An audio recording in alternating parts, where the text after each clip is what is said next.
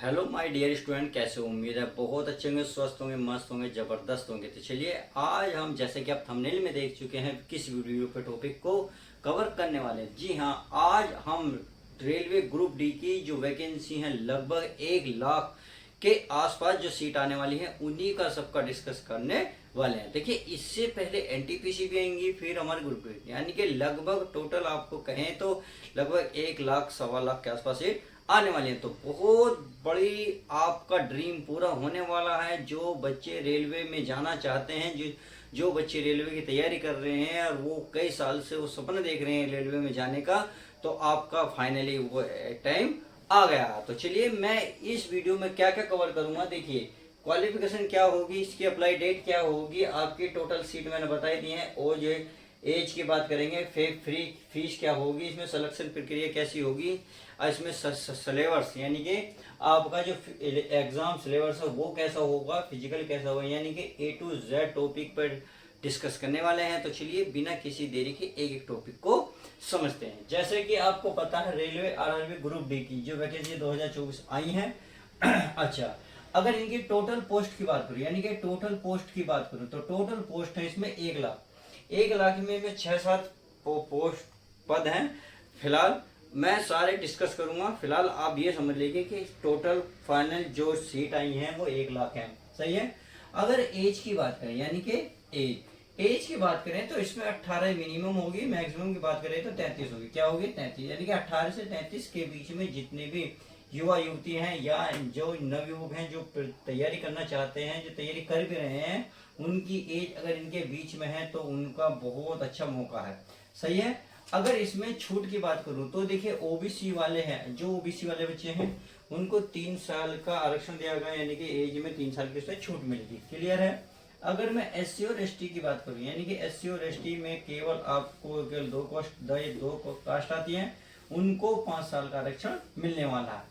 Finally आप ये समझ सकते हैं, 18 में 3 जोड़ेंगे 36, यानी कि 18 से 36 साल के बीच में जो बच्चे होंगे वो अप्लाई कर सकते हैं, अगर ओबीसी वाले हैं। अगर एस टी वाले हैं तो 18 में के 33 में 5 जोड़ेंगे तो 38 साल के भी हैं तो भी आप इस फॉर्म को फिल कर सकते हैं। क्लियर है। जनरल वाले के लिए इसमें कोई छूट नहीं है। अब चलिए फीस की बात कर लेते हैं। फीस क्या है? फीस है, देखिए, जनरल, ओबीसी और ईडब्ल्यूएस के लिए 500 रुपये फीस रखी गई है। प्यारे बच्चों, 500 रुपये फीस इसलिए रखी गई है, पहले फीस जो है इसमें कम होती थी, पहले बच्चे एग्जाम कम देने जाते थे। अब फीस इसलिए देते हैं क्योंकि बच्चे कभी भी फॉर्म फिल करने के बाद एग्जाम देने नहीं जाते, इसलिए फीस इसलिए ज्यादा है क्योंकि अब चाहते हैं बच्चों को जो 500 रुपये जाएंगे तो वो देने एग्जाम जरूर जाएंगे। दूसरी कंडीशन इसमें यह है, यदि आप एग्जाम में जाके बैठते हो, केवल बैठ नहीं है, आप एग्जाम को देते हो, तो इसमें 400 रुपये आपको रिटर्न हो जाएंगे। क्या? 400 रुपये आपको रिटर्न होंगे। तो अब जब 400 रुपये रिटर्न होंगे तो बच्चा हर कंडीशन में जाना पसंद करेगा कि 400 रुपये तो मिलेंगे। अगर केवल जनरल ओबीसी ईडब्ल्यूएस वालों के लिए है ये। अगर मैं और अदर की बात करूँ, अदर मानी कि अदर जो कॉस्ट कास्ट बैठी, उसके लिए केवल 250 रुपये है, और ये भी पूरे 250 रुपये आपको रिटर्न हो जाएंगे जब आप एग्जाम की तैयारी करेंगे, यानी कि जब एग्जाम देके आएंगे। अब चलिए सिलेक्शन प्रोसेसिंग देख लेते हैं। तो सबसे पहले रिटन होगा आपका होगा CBT 1 होगा। क्या होगा? CBT 1 होगा रिटर्न में। फिर होगा आपका फिजिकल। चलिए फिजिकल में आपको समझा दूंगा मैं, पहले देख लें। फिजिकल होगा, फिर होगा आपका DV, फिर होगा आपका फाइनल में मेडिकल। तो ये सारी आपके सिलेक्शन प्रक्रिया है। पहले आपको एग्जाम देना होगा, तब आपका कहीं फिजिकल होगा, फिर आपके डॉक्यूमेंट्स वेरीफाई होंगे, तब जाके मेडिकल होगा, मेडिकल फाइनल होते ही फिर आपका सिलेक्शन पक्का है। चलिए, ये तो बात आई होप समझ में आ गई। अब चलिए देख लेते हैं एग्जाम सिलेबस। एग्जाम सिलेबस क्या है, इस बात को ध्यान रखेंगे। देखिए, सबसे पहले देखेंगे 100 क्वेश्चन, यानी कि 100 क्वेश्चन है 100 मार्क्स के। इसका मतलब है एक क्वेश्चन 1 नंबर का होगा। अब टोटल 100 क्वेश्चन कैसे कैसे होंगे यहाँ समझेंगे। पहले हम इस बात को पॉइंट को समझेंगे। अब इन 100 क्वेश्चनों को करने के लिए आपको क्या मिलेगा? 90 मिनट का टाइम मिलेगा। कितने मिनट का? 90 मिनट का, यानी कि आपको 1.5 घंटे का टाइम मिलेगा 100 क्वेश्चन करने के लिए। अब अगर नेगेटिव मार्किंग की बात करें, तो नेगेटिव मार्किंग जो है 1/3 है, या आप ये कह सकते हैं 0.33। आप जो चाहे वो कह सकते हैं, बात एक ही है। सही है। नेगेटिव मार्किंग बहुत जरूरी है जो है। अब चलिए समझ लेते हैं 100 क्वेश्चन है, कौन कौन से में कितने कितने आएंगे। आपको पढ़ना क्या, पढ़ने तो केवल 4 सब्जेक्ट ही हैं, केवल 4 सब्जेक्ट, और एक्स्ट्रा बिल्कुल भी कुछ पढ़ना नहीं है। देखिए अगर मैं साइंस की बात करूं, साइंस में आपके 25 क्वेश्चन, कितने, 25 क्वेश्चन। अब साइंस में आपकी क्या आती है, physics, chemistry, bio, in total तीनों के मिलाकर आपको 25 क्वेश्चन देखने को मिलेंगे। देखिए करीब एवरेज आता है इसमें 6-7 के आसपास का, यानी कि 6 से 7 क्या होंगे, बायो के ज्यादा, बायो के होंगे, केमिस्ट्री के होंगे, फिजिक्स के होंगे। बायो के ज्यादा होते हैं, करीब करीब 8-9 के आसपास हो जाते हैं, परंतु एवरेज मान के चलिए तीनों के इक्वल आते हैं। तो आपको साइंस में तीनों, साइंस में जो है कि फिजिक्स, केमिस्ट्री, बायो, तीनों की तैयारी अच्छे से करनी होगी। अगर मैं इसमें मैथ की बात करूँ तो मैथ देखिए आपको कितने नंबर का, 25 नंबर का देखना पड़ेगा, यानी कि इन दोनों में ही आपको 50 मार्क्स मिल जाएंगे अगर आपने इन दोनों को ही अच्छे से तैयारी कर ली। अब तीसरा है आपका रीजनिंग। तो देखिए रीजनिंग में कितने नंबर है, 30 नंबर। तो ये तरीके 50 और 30 कितने हो गए, 80 हो गए। कितने हो गए प्यारे बच्चों, 80 हो गए। अगर आप जीके नहीं करना चाहते, आप इन तीनों में ही आप महारत हासिल करना चाहते हैं, तो इनके बेस पे ही आपका पेपर में नंबर आ जाएगा। क्लियर है। अगर आपकी ये तैयारी है, यानी कि आपको कोई एक पॉइंट वीक है, तो आप एक को छोड़कर बाकी अदर को कर सकते हैं, लगभग आपका काम चल जाएगा, यानी कि बन जाएगा। तो जीके समझ में आ गया। जीके जीएस में कितने क्वेश्चन है, 20 क्वेश्चन, रीजनिंग में 30 क्वेश्चन, मैथ में 25 क्वेश्चन, और साइंस में 25 क्वेश्चन। फिलहाल टोटल है आपके 100 क्वेश्चन, जो मैंने बताया था कि 100 क्वेश्चन है, कितने मार्क्स के हैं, 100 मार्क्स के हैं, 100 ही क्वेश्चन है। क्लियर, यानी कि एक क्वेश्चन 1 मार्क। अब चलिए अगर फिजिकल्स की, अब चलिए फिजिकल की बात कर लेते हैं। मैंने कहा ना अभी यहाँ बताया था क्या है, फिजिकल है, क्योंकि पहले रिटन होगा, पहले ये वाली चीज होगी, फिर आपका फिजिकल होगा। अब ये कैसे होगा, अगर फिजिकल में भी देखिए 2 प्रक्रियाएं हैं, मेल के लिए अलग हो गया, फीमेल के लिए अलग है, सही है। तो फीमेल और मेल में चलिए पहले जान लेते हैं। अगर मेल की बात करूं, अगर कैरी यानी कि 35 किलो वजन आपको दिया जाएगा, 35 किलो वजन को में आपको कहा जाएगा।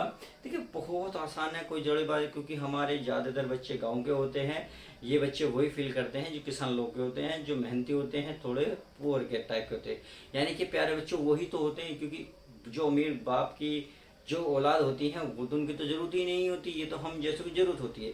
तो हम तो इतनी हार्ड वर्क करते रहते हैं, तो आपको उठाना चाहिए, पर 30-35 किलो वजन तो नॉर्मल ही उठाओगे।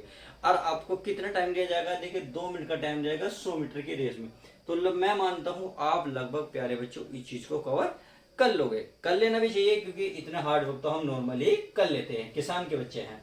अगर तो समझ में आ गया, 35 किलो का वेट, यानी कि किसी बोरे में या किसी कट्टे में, जो उसका सीमेंट का कट्टा आता है, उसमें रेत भर देंगे, बालू भर देंगे, 35 किलो का कट्टा आपके कंधे पर रख देंगे और कहेंगे 100 मीटर चलना है, आपको 2 मिनट में कवर करनी है।